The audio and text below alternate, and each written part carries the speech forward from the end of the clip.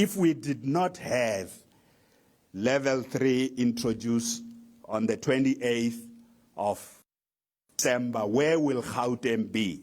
Inkulu baphathiswa ephondo laseGauteng umnumzana David Makhura ithi ukuba bengabuyelwanga kwisigaba sesithathu se-lockdown kuqiniswe nemiqathango yokunqanda ukunwenwa kwe-COVID-19 ngekuphandle kweliphondo laseGauteng. Nanjengoko inani labantu abasenale ntsholongwane kweliphondo abangekaphili liku-50,000, uqikelelo lwenzululwazi ludiza ukuba elinani ngeliphinda-phindene kabini ukuba bengabekwanga le miqathango. As we speak now, we have 50,000 active cases in Gauteng province.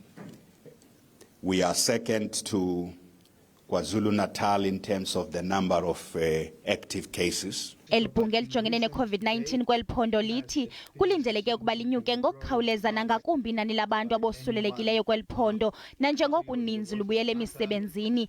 It is that time of the year now. People are moving from the different parts of the country back to the province for work, and those who live here, we are expecting also that we are going to see increases in the West Rand on the basis of people returning to work, especially in those mining areas. Inani labantu abangeniswe ezibhedlele linyuka ngokukhawuleza nanjengoko ibingabantu abangama-700 abangeniswe ezibhedlele ekuqaleni kukaJanuwari, kodwa ngoku elinani liphinda-phindene kathathu. OkaMakhura ukwavakalise inkxalabo ngenani labantu abatsha abangeniswe ezibhedlele. Just at the beginning of January, we were as low as 700 hospital admissions. In the public sector, those numbers have doubled to over 2,400 as we speak.